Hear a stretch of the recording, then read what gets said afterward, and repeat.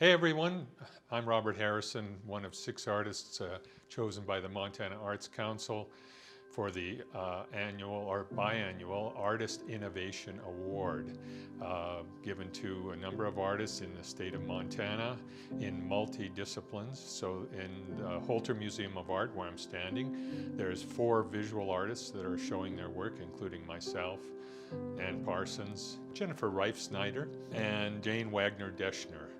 We're from different cities in the state. Myself and Nan Parsons are pretty much local to Helena. Jane is from Billings, and the other 3 women, Jennifer, Naomi Siegel, and Melissa Stephenson, who Naomi's a musician and Melissa's a writer, also received the awards. So this is the first time that we've had an opportunity, or the Arts Council's had an opportunity to exhibit work by these selected recipients. And I'm honored to be one of the 6. The award, as I mentioned, is awarded every 2 years by the Arts Council. There's a jury of our peers that's put together. You apply for the award, and if you want more information about the award, go to the MAC website. So the Holter Museum of Art is open now to the public. The museum galleries are all open with exhibitions, and this exhibition, the Artist Innovation Award by the Montana Arts Council, runs through June 21st. Hope you're able to stop by and visit the work in real life, but glad you're taking in this virtual tour.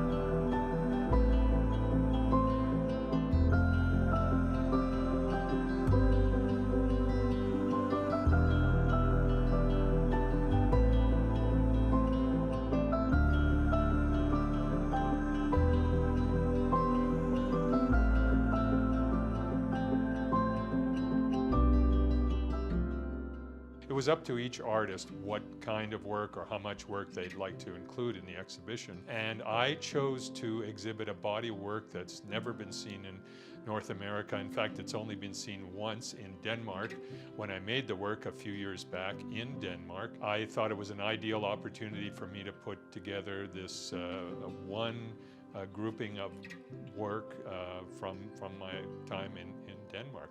So it's a great opportunity, I think, for all of us to show what we do.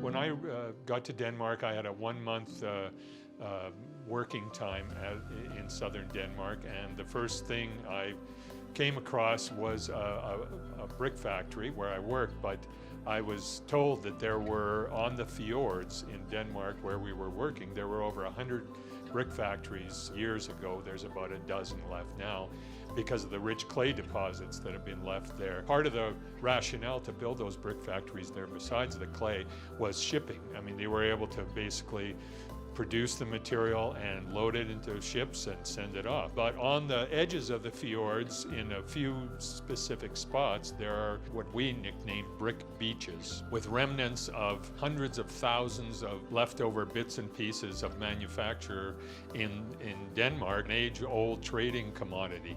I tied that in with a collection of flint stones, because the area in Denmark where I was working had one of the best deposits of flint known in the world. It made the best arrow and spear points. During the Stone Age and Bronze Age, that material was precious and became a real important thing to Denmark.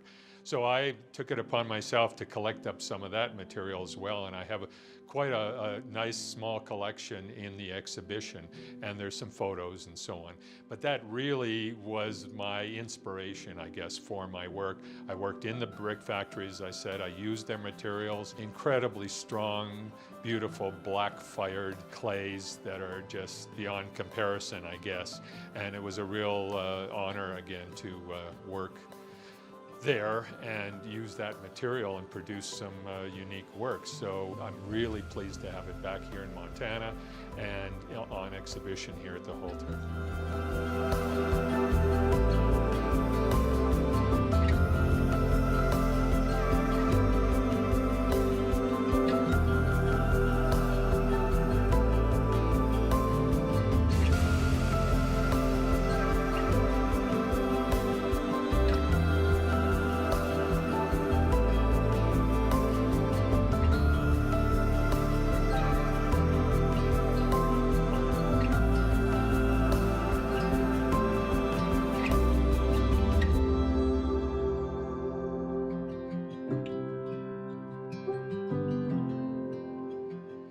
I think all of us, we're lifelong educators basically. So we're working with all sorts of people, a lot of students, a lot of young people regularly, and trying to just, I think more than anything, give them an idea of what we do and where we come from with our ideas. So my hope is always that groups of people, young people, and different generations come through the museum, see the work, or have questions about the work, or think about what they're seeing a bit, and take it home, and maybe it inspires them to do their own work. But I think just seeing the caliber of this grouping of artists' work in Montana is just a big part of the exhibition.